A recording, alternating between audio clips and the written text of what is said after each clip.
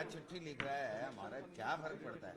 ये अमित शाह को लिख रहे हैं, ट्रंप को लिख देता तो क्या होता? नहीं, पुराने वाले को लिख दे, इसका क्या है? खिसक जाए तो आदमी।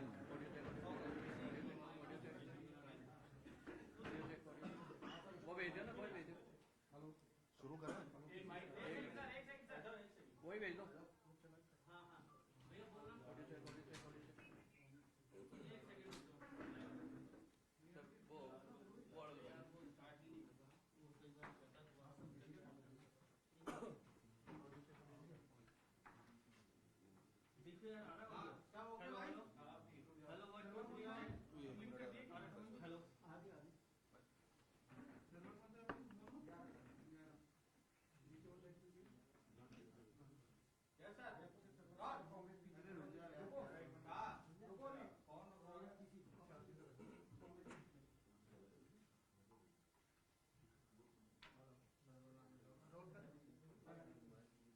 चले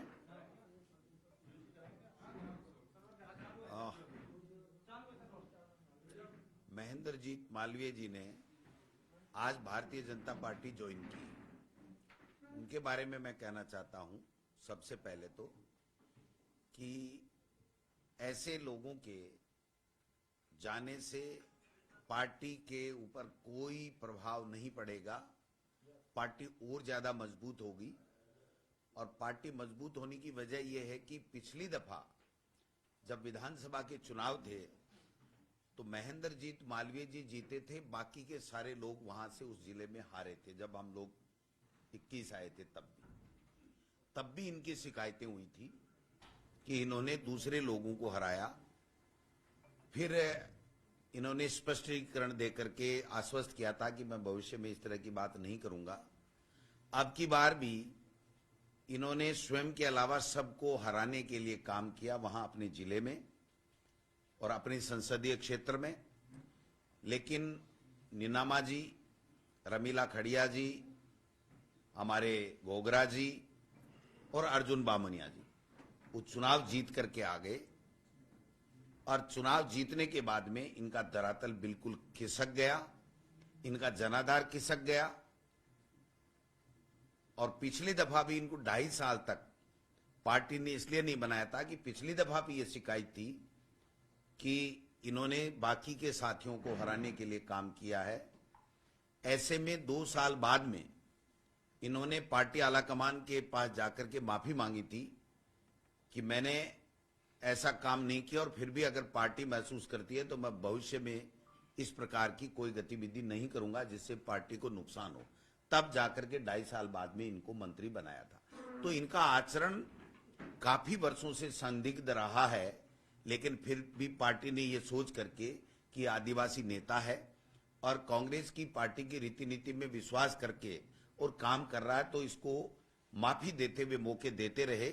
लेकिन अब निश्चित रूप से इनको ये लग गया था कि इस कांग्रेस पार्टी में आपका कोई स्थान नहीं है, आपको कोई मेंबर ऑफ पार्लियामेंट की टिकट नहीं दी जा रही है। भविष्य में अपनी राजनीतिक जो उनकी विरासत है उसको समाप्त समझ रहे थे कांग्रेस पार्टी में, इसलिए उन्होंने भारतीय जनता पार्टी का दामन थामा है। जो लोग बार बार एमपी बने, जो 5 बार 4 बार एमएलए बने, विभिन्न विभागों के बार बार मंत्री बने और अपनी धर्मपत्नी को जिला प्रमुख बनाए, अपने बेटे को कांग्रेस का नेता बनाए, अपनी मर्जी से प्रधान बनाए, और वो व्यक्ति वहां बार बार कांग्रेस को नुकसान करने का काम कर रहे थे, फिर भी पार्टी उनको माफ कर रही थी और ये मान के कि आदिवासी नेता है इसलिए इनको सीडब्ल्यूसी मेंबर बनाया। और सीडब्ल्यूसी मेंबर बनाया तब भी इन्होंने कहा था कि कांग्रेस पार्टी मेरी मां है, मैं कांग्रेस पार्टी के साथ कभी गद्दारी नहीं करूंगा। लेकिन मैं समझता हूं कि अपने अस्तित्व को बचाने की कुचेष्टा में इन्होंने एक जो ये आज भारतीय जनता पार्टी की ज्वाइनिंग का काम किया है। और जब ज्वाइनिंग की समय ये कहना कि कांग्रेस पार्टी राम मंदिर में नहीं गई, उसका विरोध किया, कांग्रेस पार्टी ने कभी राम मंदिर का विरोध नहीं किया। कांग्रेस पार्टी एक ऐसी पार्टी है जिसके नेता आदरणीय राजीव गांधी जी ने सुप्रीम कोर्ट से में देकर के सबसे सहमति बनवाई थी और सुप्रीम कोर्ट के आदेश से ये राम मंदिर बना है। और उसमें कभी भी कांग्रेस पार्टी ने कभी नहीं कहा कि कोई व्यक्ति राम मंदिर में अयोध्या नहीं जाएगा। मैं समझता हूं कि ये एक बहाना बना करके उन्होंने भारतीय जनता पार्टी में गए हैं।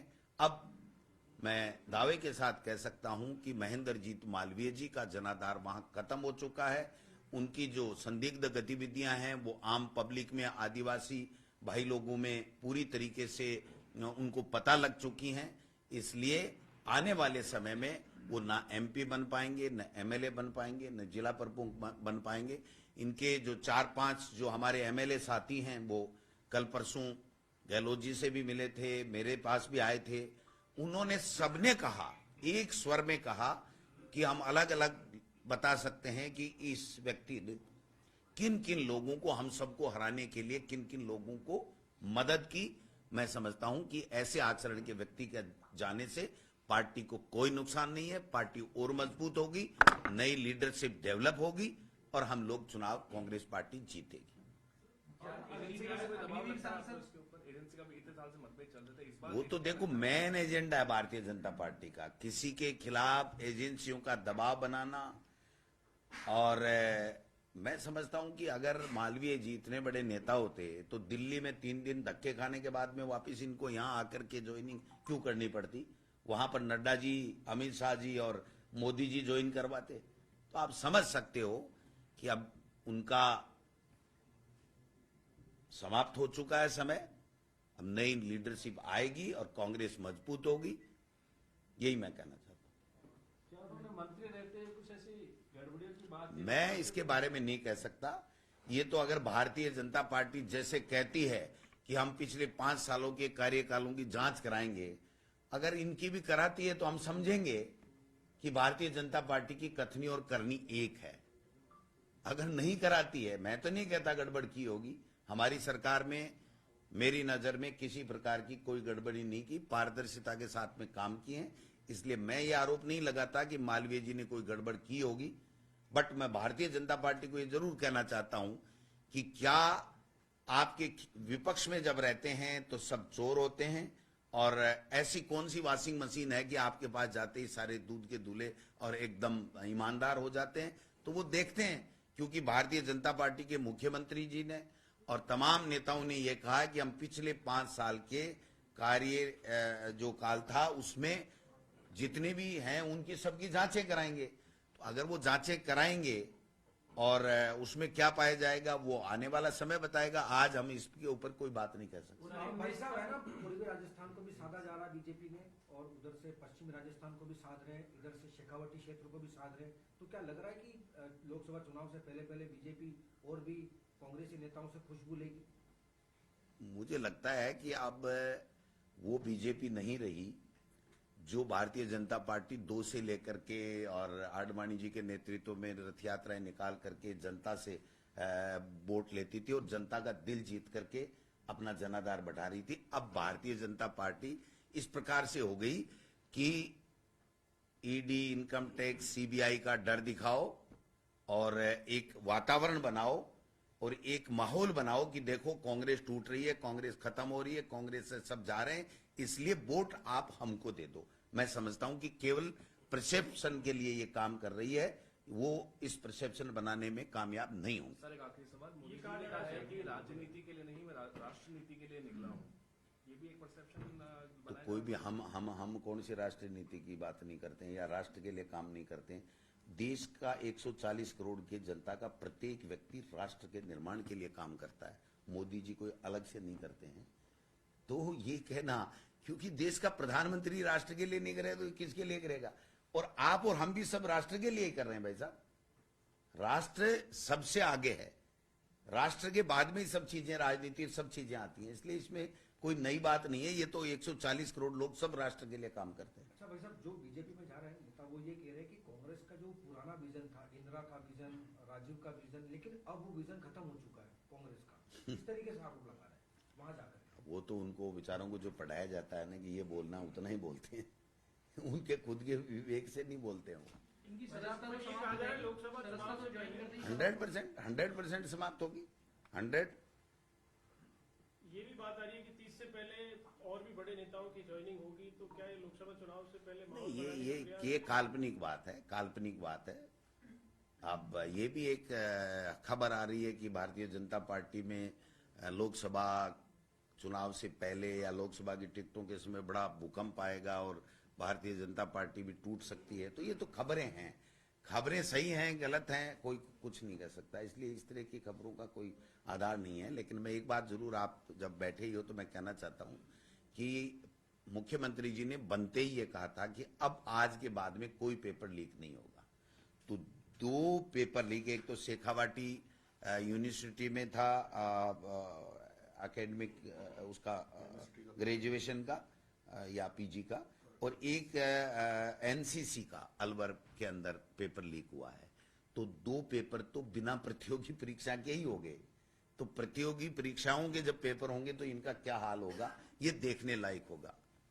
सर, राहुल गांधी का दौरा है, राहुल गांधी आएंगे न्याय यात्रा 25 को, क्या क्या रोड में रहेगा? बिल्कुल, जो अभी टेंटेटिव कार्यक्रम भारत जोड़ो न्याय यात्रा का राहुल गांधी जी का बन रहा है, वो 25 तारीख का हमारा अलवर डिस्ट्रिक्ट में वो प्रवेश करेंगे और उसके बाद में शायद 1-2 दिन का ब्रेक होगा और उसके नेक्स्ट डे फिर अलवर शहर से हम शुरू होकर के और फिर आगे दूसरे स्टेट में वहां पर जाएंगे। तो हम इस तैयारी के लिए 22 तारीख से मैं, रंधावा जी, टीकाराम जूली जी और तमाम हमारे वरिष्ठ सारे नेता हम लोग यहाँ से दौसा लोकसभा का कार्यक्रम करेंगे, फिर भरतपुर का करेंगे। ऐसे करते करते हम अलवर में जाएंगे और वहाँ पर व्यवस्थाओं को देखेंगे और राहुल गांधी जी का उनकी यात्रा का भारी अच्छे संख्या में लोग आएंगे और स्वागत करेंगे और जो हमारा जो फ्लैग सेरेमनी का जो कार्यक्रम होता है उसको हम लोग करेंगे।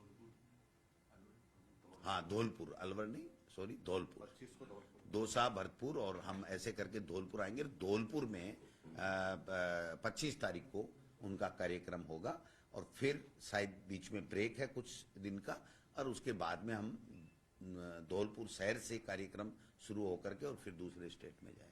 साहब, लोकसभा की क्या तैयारी है, कब तक कुछ मीटिंग होगी, पैनल में कुछ हो पाएंगे? सब रेडी है साहब, बहुत संख्या में आवेदन आ रहे हैं, लोग उत्साह के साथ में, युवा लोग बाग आ रहे हैं और पूरे तरीके से एक स्क्रीनिंग कमेटी की हमारी एक बैठक हो चुकी है। बाकी भी हम लोग रोजाना डिस्कशन करते हैं, जो वरिष्ठ नेता हैं, कार्यकर्ता हैं, जो एमएलए हैं, एमएलए कैंडिडेट्स हैं, उन सब से, संगठन के लोगों से चर्चा कर रहे हैं और हम तैयार हैं। जब भी स्क्रीनिंग कमेटी हमें दोबारा बुलाएगी हम लोग जाएंगे और जब भी सीईसी होगी तब हम लोग इसको क्लियर करेंगे। क्या युवा चेहरों को हाँ, बिल्कुल बिल्कुल बिल्कुल, युवा, ये छंटनी हो रही है तो युवा तो आएंगे ही। प्रदेश भर में प्रदर्शन किया है जी जी, हाँ जी जी, इनकम टैक्स के खिलाफ। जी जी जी। देखिए, ये पहले दिन से ही एक मॉडल इनका गुजरात मॉडल है कि इनकम टैक्स, ईडी, सीबीआई से संवैधानिक संस्थाओं का दुरुपयोग करके डराओ, धमकाओ और क्रेश करो विपक्ष को। मैं समझता हूं कि ये लोकतंत्र की हत्या का प्रयास है। आप देखिए कि किस प्रकार से 2018-19 की कुछ दिन के लिए लेट, मतलब वो रिटर्न फाइल करने में देरी के कारण से 250 करोड़ का और 230 करोड़ का पता नहीं कितना पेनल्टी लगा देना और वो पेनल्टी चलते चलते चलते बात चलते चलते और अचानक लोकसभा चुनाव के 10 दिन 20 दिन पहले जब आचार संहिता लगने वाली हो तब उनके सारे खातों को फ्रीज कर देना। मैं समझता हूं कि इससे ज्यादा गलत काम इस लोकतंत्र में हो नहीं सकता कि किसी प्रमुख विपक्षी दल, जो सबसे बड़ा दल हो, उसको पूरी तरीके से चुनाव से आउट करने के लिए साजिश रचना और एजेंसियों का दुरुपयोग करना। उसके बाबत हमने तमाम जहां भी हमारे इनकम टैक्स डिपार्टमेंट के ऑफिस थे वहां पर अच्छे तरीके से हमने प्रदर्शन किया है और लोकतंत्र को बचाने के लिए और इस तरीके के कायराना हरकत नहीं करें, इसके लिए हमने ये प्रोटेस्ट किया। सर, बगैर इस्तीफा दिए, उन्होंने आज पार्टी ज्वाइन किया मालवीय साहब ने, तो क्या कांग्रेस पार्टी सिफारिश करेगी विधायक दल की तरफ से? वो अगर थोड़ी बहुत भी समझ है तो दे देंगे, आज नहीं देंगे तो हम कार्रवाई करके उनको सदस्यता तो उनकी जाएगी जाएगी, इसमें तो कोई दो राय हो ही नहीं सकती। वो समझदार हैं तो दे देंगे शाम तक, या दे दिया होगा, दे दिया होगा, दे दिया होगा। तबादलों का दौर चल रहा है, लेकिन कई मंत्री है कह रहे हैं कार्यकर्ता छुपे हैं, मिल नहीं रहे, तबादले नहीं हो रहे, कह तो दिया दे करेंगे लेकिन नहीं, आप बताओ, तबादलों के बारे में आपने पूछ लिया तो बहुत अच्छी बात है। तबादलों के लिए सबसे पहले इस सरकार ने बनते ही ये कहा था कि हम तबादले नीति के आधार पे करेंगे, किसी की सिफारिश नहीं लेंगे। और इसका प्रमाण यह है कि किसी भी मंत्री को उसकी इच्छा के अनुसार ऐसे नहीं दिया गया, बाबू कनिष्ठ लिपिक यूडीसी नहीं दिया गया, ठीक है। तो अब दूसरा तरीका कौन सा है? अगर ट्रांसफर खोलें 10 दिन तो वो नीति से करें। नीति 1-2 डिपार्टमेंट को छोड़ करके नीति बनी हुई नहीं है, पुलिस को छोड़ करके कहीं भी किसी डिपार्टमेंट की नीति नहीं है। सिफारिश ये कह रहे हैं हम मानेंगे नहीं, तो सिफारिश मानेंगे नहीं और नीति बनी नहीं है तो क्या पैसे से करेंगे या फिर ब्यूरोक्रेसी पे छोड़ेंगे? दो ही काम हो सकते हैं कि पूरी तरीके से ब्यूरोक्रेसी पे छोड़ो, नेताओं को बिल्कुल इरिलीवेंट कर दो ट्रांसफर में, या तो ये तरीका है। अब कौन सा तरीका अपनाएंगे ये देखने वाली बात है, क्योंकि जब एक बार इन्होंने कह दिया कि हम नीति से स्थानांतरण करेंगे तो जब तक ये हर डिपार्टमेंट की नीति नहीं बना देते तब तक इनको कायदे से ट्रांसफर खोलने नहीं चाहिए थे। और ट्रांसफर खोले हैं तो अब समझ से परे है कि वो कौन सी नीति इनकी दिल्ली से पर्ची आएगी और कौन सी पर्ची के आधार पे क्या करेंगे, ये तो देखने वाला आने वाला समय बताएगा। अभी हुए नहीं तो हम क्या कह सकते हैं इसके बारे में कि वो किस तरीके से करेंगे। Thank you. इसको 24 को मैं ले जाऊंगा, ठीक है। थैंक यू, नमस्कार। 24 को आपका रहेगा, 24 आपके पास ही है। इतना लेट आता है तो 24 को ले जाना पड़ेगा। आज हमने